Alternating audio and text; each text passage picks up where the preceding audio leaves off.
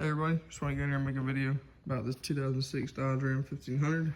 This was originally a 4.7 liter truck that has now been swapped to a 5.7 Hemi. I just want to get here and talk about what I did, what I had to do to make the swap work, make it run and drive. I mean, this truck runs and drives amazing. It only has a check engine light on the dash from the O2 sensors because the exhaust is not finished yet. Other than that, though, this truck runs and drives great. It's pretty much it's a factory swap. I mean, it's a factory motor for these trucks, so the swap isn't too difficult. It's more the wiring side of things that's a little more confusing. This video is going to specifically apply pretty much to the 06 to 08 trucks. The 03 or the 02 to 05 trucks like this one with this style headlight here is the wiring system is a little bit different, the wiring harnesses. So I can't say too much about these trucks because I've only done it on the 06 to 08s. That's all I know for sure. I'm sure some of the wiring stuff will conclude with each other, but this video is mainly about the 06 to 08 trucks and what you need to do. Obviously you need a 5.7 Hemi. I'm not too sure about the 4.7 transmission.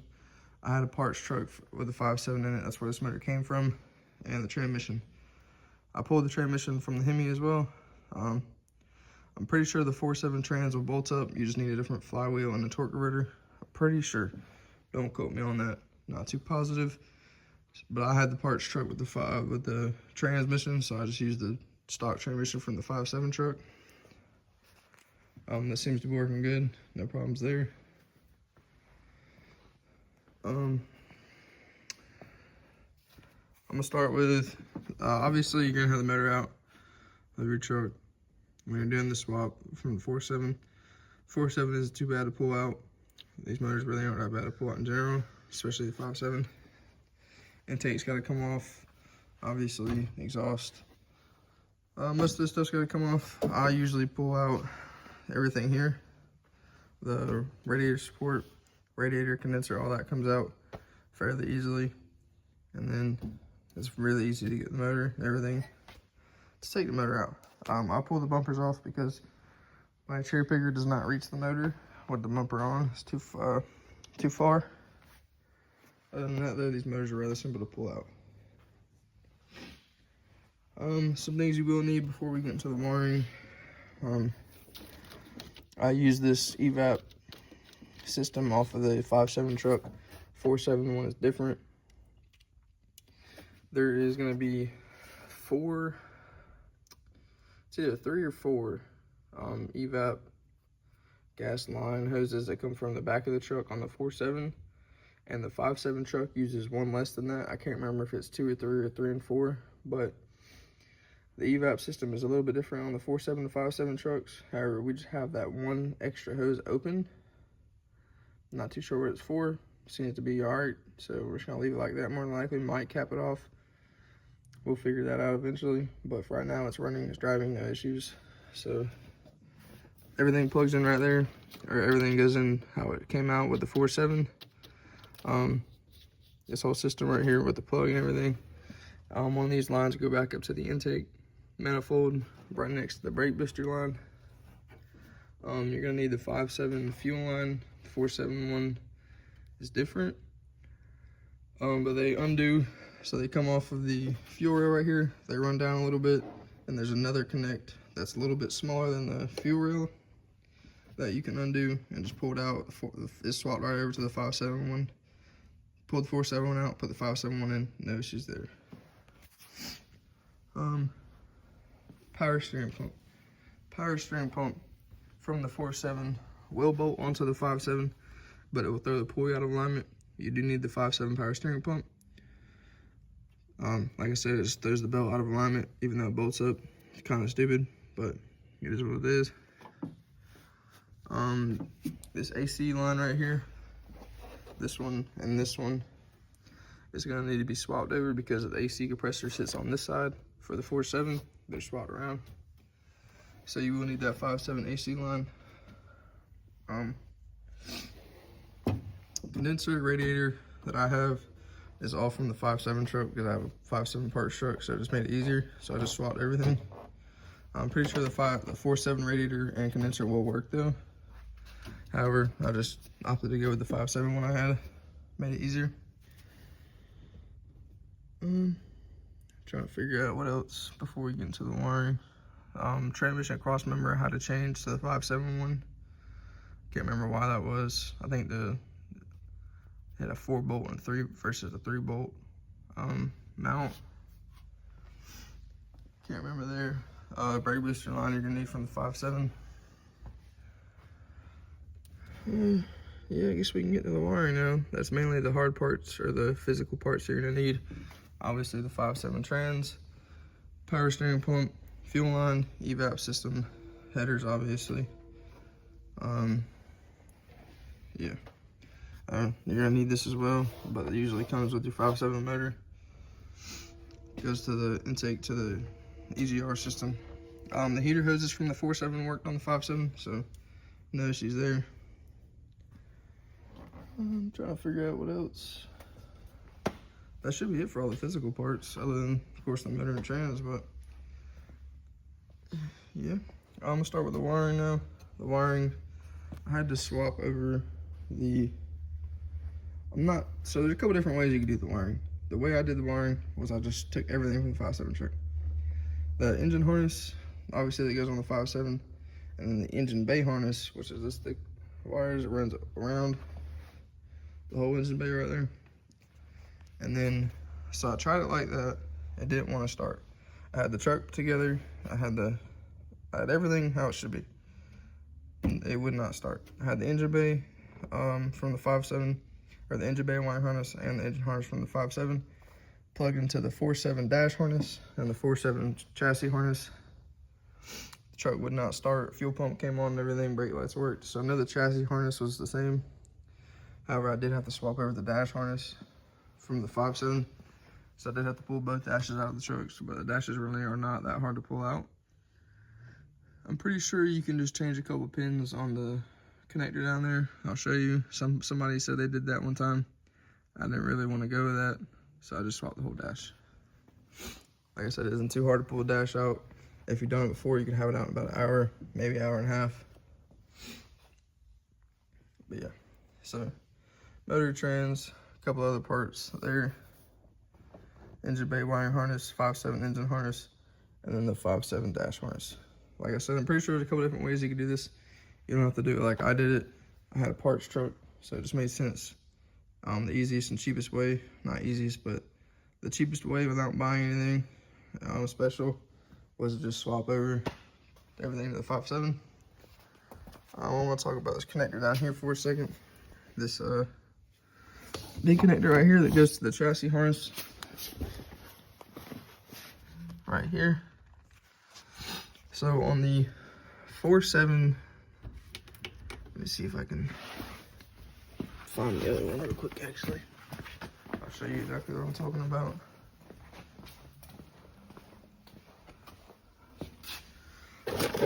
This is all the 4.7 stuff. I'm just gonna use a random connector to show you guys what I'm talking about. Alright, look, let's say this is the big connector on that. On the big connector from the 5.7, the one that plugs into the 4.7 chassis harness, there's like 3 extra little tabs that sit on the connector that will not allow you to plug the 5.7 engine bay harness into the 4.7 chassis harness. So what I did was I just grinded them off with a grinder, 5 disc, sorry. And it plugged in, and everything seems to be working. I'm not sure if I was supposed to do that, but brake lights work, fuel pump works. So I'm just gonna go with it. Don't know if it was right. Like I said, I had to grind some of the tabs off to get the plug in and seat right, but it worked. So and I'm gonna talk about the dash harness now. This video is a little all over the place, sorry about that. What I had to do in here to get the dash out, you start with pulling the seats out, because there's a wire that runs from under the dash to the airbag control module that sits on the center console here. So to get the seats out, you're gonna have to lift the carpet up on that side to unplug that It's kind of irritating to unplug because there's a singular clip that holds it to the floor of the truck, and it will not come out after you unplug it just because of that clip. So make sure you undo that before you start yanking on the wire. Obviously you want to pull out all the kick panels, side panels over here on both sides. Go ahead and get those out of the way. I start up here, I'll pop this off, get a pry tool under the crease here. Be very careful with it, the dash will break. So I just pry it all the way up across. This whole piece right here comes out. And there's gonna be two 10mm bolts up there, and then 4 8mm bolts across the top up there you're gonna have to get out.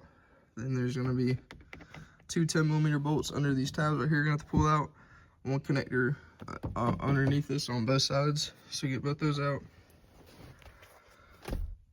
When you open this, there's going to be two 7mm that go under here that hold this on. You get that off, unplug it, and then you come over here to this, pop this off, two 7mm down here for this. After you get that off, there's a panel down here you're going to have to undo. 4 7mm for that metal panel that comes under this. You have to take it out. And then I usually, after you get all this piece off and this piece off, there's gonna be a couple bolts for 7mm that hold this speedometer cover in. Get that out. You have to take the speedometer out. You will need the 5.7 gauge cluster. The 4.7 one is different. Even though they look the same, they have different internal wiring. So you will need the 5.7 cluster as well. At least with the way I did the swap. So yeah, basically when you get all this off, this is more than self-explanatory. And then after you get all this done in here, you're gonna have to drop the steering wheel, the steering column, after you unplug everything. There's two 13mm bolts closer to you underneath, and then two further back. So 4 13mm total holding the steering column up. After you get that down, there's two 10mm bolts that go through the brake pedal assembly to the dash. You're gonna have to get those two 10mm out. They go up like this, somewhere around here. This bottom piece right here pops off, two 10mm under there for the dash.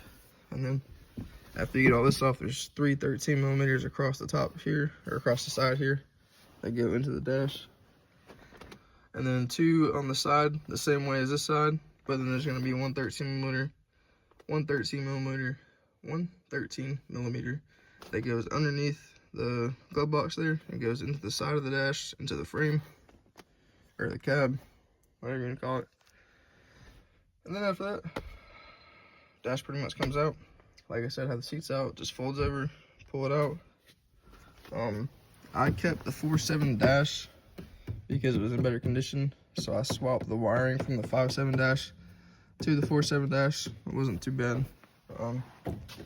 It just took a little bit of time and patience, that's all. After you get that out, the dash harness out, you're gonna have to get both headlights out, both inner fender liners out, and so you start working on this engine bay harness. Obviously, after you have all the wires disconnected from down there, from the dash harness, a couple of grounds here, one here, and one on that side, same place. You can pull, this is kind of its own little separate wire harness. It goes to the alternator, it goes to the starter, and it comes to the fuse box here. And then the starter, that goes to the starter as well. And then this whole positive cable system comes out. Obviously, you're gonna have the battery out. This ground cable, you pull this bolt out, and you can just leave this with the truck. This is the 4.7 one. It's the same thing. That just stays with the truck. And then two 13mm on the side here, or on top, two on the side. One down here that goes to the ABS module. You probably can't see it, but it's in between the battery. And then after you get the inner fender liner out, there's gonna be two on the bottom, two 13mm on the bottom, and then one that goes into the ABS module as well from the bottom. So 3 total on the bottom. And then you're ready to get the battery box out of here. After you have both headlights out, you can unplug the headlight harness because all that wiring runs down here. Ambient air temp sensor here. It's just kind of hanging. I'm sure it goes somewhere. Then you have the impact sensor down here on both sides, by the way. And the wiring is relatively loose. This is way easier when you have the motor out of the truck, by the way. So after you get all that undone, this side starts to come loose. You follow it up here. Actually, you have to pop these 3 clips here to unplug the wiper motor that comes in right here. Follow the harness along here. You're gonna need the 5.7 PCM, obviously. That is also the trans controller and everything. So I'm not too sure how that would work with the 4.7 trans. One big connector here that goes to it connects the engine bay wiring harness to the engine harness there. And then the wiring is pretty much way easier over here. I'll pull the air box out. 2 13s here, 2 on the bottom. That mount comes out, and you can get the wires from underneath it that come down for the headlights and the impact sensor down there. And then after you get all your grounds out, relatively easy to pull the whole system out. It's not that hard, really self-explanatory. And there's also the horn under the interference liner as well. It's over here on the 5.7 trucks. On the 4.7, for me, it was over here. I'm not too sure if that has something to do with the motor or something to do with the year of the truck. But it was different for me, so I don't have a horn right now. I have to extend the wires to go back to where they were for the 4.7. Other than that though, like I said, the swap, you're gonna need engine, trans, I'm not too sure. Obviously your whole 5.7 set up with a power steering pump, compressor, alternator, water pump, all that, you're gonna need all that.